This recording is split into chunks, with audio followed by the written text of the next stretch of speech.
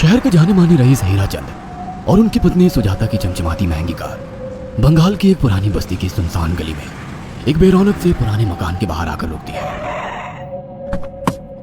सुजाता, ये तुम मुझे किस जगह लेकर आई हो? ये तो कोई गरीबों की बस्ती लगती है, यहाँ ऐसा क्या है? हीराचंद के कुछ भी समझ में नहीं आ रहा था कि सुजाता उसे ऐसी अजीब सी जगह क्यों लाई है, जिस मकान में दिन में भी अंधेरा दिख रहा था और धुआं उठ रहा था। आप मेरे साथ अंदर चलिए, सब समझ जाएंगे। यहाँ हमारी हर समस्या का समाधान मिलेगा। सुजाता और हीराचंद आशंकित कदमों से उस मकान में दाखिल होते हैं। तभी उन्हें किसी महिला की बाहरी आवाज सुनाई पड़ती है। चले आओ, चले आओ। हीराचंद ने देखा कि उस मकान के अंदर अंधेरा था।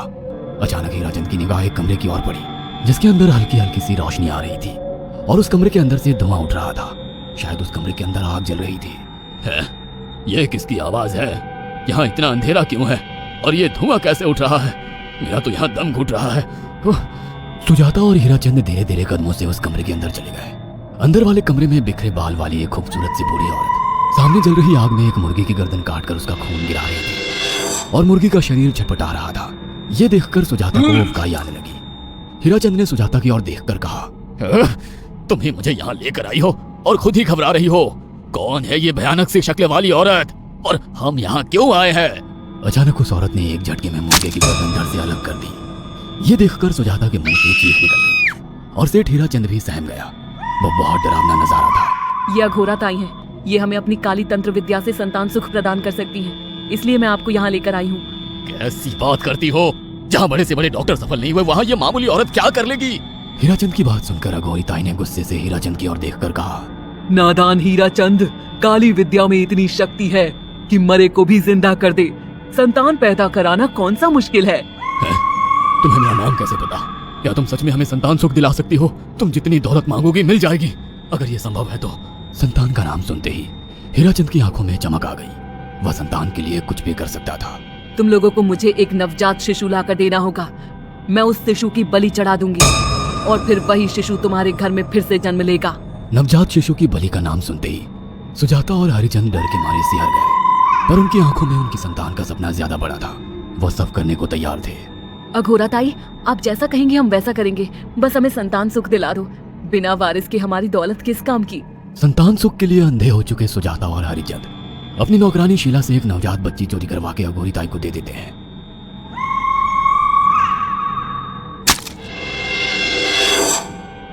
उस शिशु की बलि से सुजाता गर्भवती हो जाती है। देखा आपने अघोरा की तंत्र शक्ति? मुझे उस पर पूरा भरोसा था। चलो चलकर उन्हें धन्यवाद कहते हैं। हीराचंद और सुजाता अघोरा ताई के पास पहुंचते हैं। वो दोनों बहुत खुश थे और अघोरा पर उन्हें अंधविश्वास हो गया था। अघोरा ताई, आप महान तंत्रिका है। आपने वो चमत्कार कर दिखाया जो बड़े बड़े डॉक्टर नहीं कर सके। ये काली विद्या है बेटा। अगर तुम दोनों चाहो तो मैं इस विद्या से तुम दोनों को हमेशा के लिए जवान बना सकती हूँ। क्या सच में ऐसा संभव है? हाँ बिल्कुल, पर इसके लिए तुम्हें जवान लड़के और लड़कियों की बलि चढ़ानी होगी। तुम उन्हें यहाँ तक लाओ, बाकी मैं देख लूंगी। जवान रहने की लालच में अंधे सुजाता और हरिचंद एक अनाथ आश्रमों से हर रोज एक लड़की या लड़के को गोद लेने के बहाने अघोरी के पास बलि चढ़ाने ले जाने लगे। और एक दिन अघोरी ताई ने हीराचंद और सुजाता से इंसानी मांस खाने को कहा। पूरी तरह से इंसान से हैवान बन चुके वो दोनों इंसानी मांस खाने के लिए तैयार भी हो गए। ये गर्म खून और मांस खाकर तुम लोगों की उम्र भी बढ़ जाएगी। खाओ इसे। हाँ, सच में ये इंसानी मांस बड़ा स्वादिष्ट है। अघोरा ने अपनी बातों में फंसाकर सुजाता और हरिचंद को नरभक्षी बना दिया था। वो तीनों हर दिन बलि चढ़ाकर खून पीकर मांस खाने लगे। नौकरानी शीला भी नए शिकार लाने में उनकी मदद करती थी, मगर एक दिन शीला को शिकार नहीं मिला। मेम साहब, आज एक भी शिकार हाथ नहीं लगा और मैं बहुत थक गई हूँ और घर जाकर थोड़ा आराम करना चाहती हूँ। कोई बात नहीं शीला, एक छोटा सा काम है, तुम हमारे साथ चलो। लौटते में हम तुम्हें घर छोड़ देंगे। जी मेम साहब। शीला नहीं जानती थी कि शिकार नहीं मिलने से सुजाता और हरिचंद अंदर से बौखला गए थे और उनके दिमाग में एक शैतानी चाल चल रही थी। सुजाता, ये बेहोशी की दवा है। शीला के कार में बैठते ही तुम उसे सुंघा देना। आज हमें इसी की बलि देनी होगी। इसने हमारे यहाँ का बहुत खाना खाया, अब हम लोग इसे खाएंगे। वैसे भी ये आगे चल के हमारे लिए खतरा बन सकती थी। कार में बैठते ही सुजाता शीला को बेहोश कर देती है और वो लोग सीधे अघोरी ताई के यहाँ पहुंच जाते हैं, जहाँ अघोरी ताई शीला की बलि चढ़ा देती है और तीनों मिलकर उसे नोच कर खाते हैं। अघोरी ताई, हमको बलि चढ़ाते हुए पूरा 1 साल हो गया है। हमारा बेटा भी साल भर का हो चुका है। अब और कितनी बलि देनी होगी? बस एक आखिरी क्रिया और बची है, उसके बाद तुम दोनों हमेशा के लिए जवान हो जाओगे। कैसी क्रिया घोड़ा ताई? 3 दिन बाद सूर्य ग्रहण है, हमें पास के घने जंगल में एक विशेष क्रिया करनी होगी। उसके बाद तुम लोग कभी बूढ़े नहीं होगे। कितना अच्छा होगा, हम हमेशा जवान रहेंगे और सालों साल तक अपनी दौलत से ऐश करेंगे। हाँ, सच कहा। अघोरा ताई ने हमारे हर सपने पूरे कर दिए।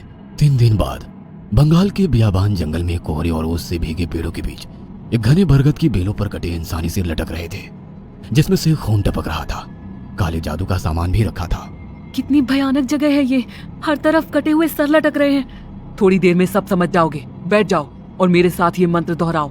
ओ, अघोरा, ये किन लोगों की कटी हुई गर्दनें हैं? आप यहाँ क्या करने वाली हो? हीराचंद की बात सुनकर अघोरा जोर जोर से हंसने लगी और उसने एक शैतानी हंसी हंसते हुए हीराचंद की ओर देखकर कहा, तुम जैसे ही लोगों ने अपनी इच्छाओं को पूरा करने के लिए इन लोगों की बलि चढ़वाई है और फायदा उठाया है। अब तुम दोनों आंखें बंद करके यहाँ बैठ जाओ और मेरे साथ मंत्रों को दोहराते जाओ। अघोरा ने सुजाता और हरिचंद को वशीकरण मंत्र और काले जादू के इस्तेमाल से सम्मोहित कर दिया और देखते ही देखते वो भयानक डायन में बदल गई और चीखती हुई बोली, अब मैं तुम दोनों की बलि चढ़ाकर अमर हो जाऊंगी, क्योंकि तुम लोगों ने 100 लोगों की बलि का खून पिया है। देखते ही देखते उस डायन ने फरसे से एक एक करके सुजाता और हरिचंद की गर्दन काटकर जल रही आग में बलि चढ़ा दी और उनका गर्म खून पीने लगी। जब तक तुम जैसे मूर्ख और लालची लोग अपने फायदे के लिए दूसरों को मेरे पास लाते रहेंगे, मैं उनका फायदा उठाकर ऐसे ही उनकी बलि चढ़ाती रहूंगी। दरअसल अघोरा एक डायन थी और अपना स्वार्थ पूरा करने के लिए उसने हीराचंद और सुजाता की लालच का फायदा उठाकर उनकी भी बलि चढ़ा दी। बुरे काम का बुरा ही नतीजा मिलता है। अगर आपको हमारी ये कहानी पसंद आई हो तो इसे लाइक और शेयर करना ना भूलें। साथ ही ऐसी और नई कहानियों के अपडेट्स पाने के लिए हमारे चैनल अक्षु टीवी को जरूर सब्सक्राइब करें।